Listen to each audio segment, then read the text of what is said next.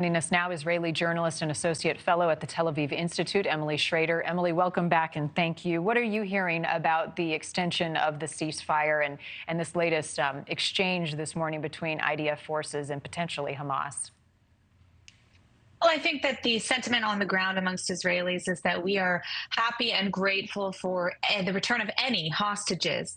That being said, of course, there is a lot of anger right now because of the fact that Hamas has actually violated the ceasefire multiple times. And in addition to that, they violated the terms of the agreement, separating mothers from their children in repeated cases. This was a specific term laid out in the agreement that Israel agreed to in exchange for a ceasefire, in exchange for the release of several Palestinian terrorist prisoners. And that is not what Hamas has done.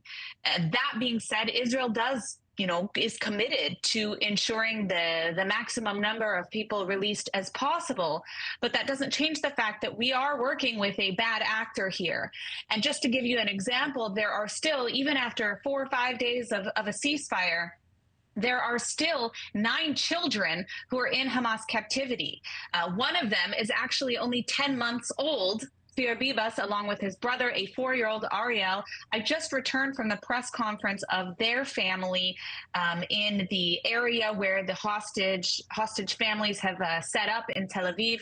Really devastating scenes, hearing their pleas for the release of their innocent children. We're not talking about a situation of prisoner exchange or hostage exchange, because there are no Palestinian hostages. We're talking about innocent children who have been kidnapped and taken hostage. Also, the anger is increasing on the ground amongst Israelis, given the fact that we have initial reports coming out about how these hostages have been treated. Contrary to the propaganda which we've seen Hamas put out, in which the hostages are being forced to wave and shake hands and all number of honestly kind of sick acting that Hamas is putting out. The actual conditions these hostages were under for 50 plus days were pretty dire. Very minimal food. They weren't allowed to get their medications. They weren't allowed to meet with the Red Cross. There are reports that some of them were being held in cages. They weren't allowed to shower. They didn't give them clothes in some cases.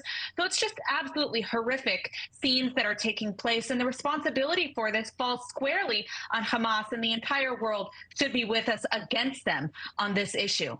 And of the hostages that have been released, were they able to see any of those who are still being held and their conditions and proof of life for some of the families that have been split apart, particularly husbands and wives, grandmothers and grandfathers?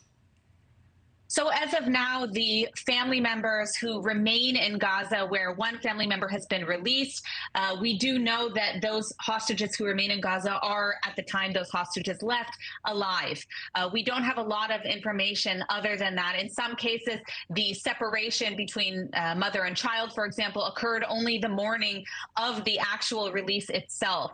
So it does remain to be seen where all of these hostages are and what their condition is. We don't have a lot of information. I will add that another thing that's complicated this situation is that there are multiple terrorist organizations operating in the Gaza Strip.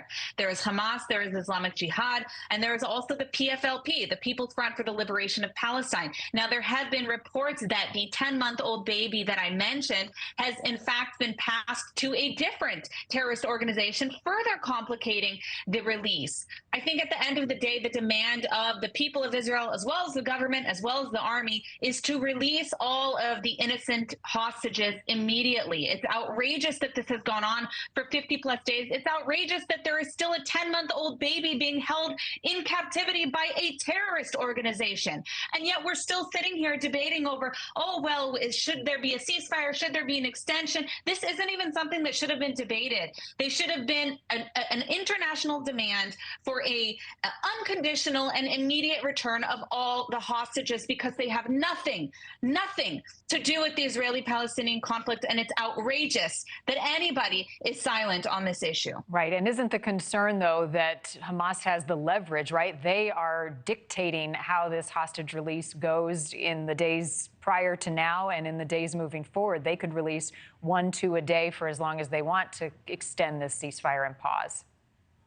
Absolutely. And I think this is part of what makes it so dangerous when you're dealing with a body that is kidnapping and harming, murdering, in some cases even sexual assaults, as we heard about on October 7th, children This is outrageous. I mean, the entire world needs to unite and have a zero tolerance approach to this issue because we're not dealing with an ordinary state actor. Hamas is not the legitimate representative of the Palestinian people. They're not the Palestinian government. The Palestinian Authority is. They don't have the authority to even declare war.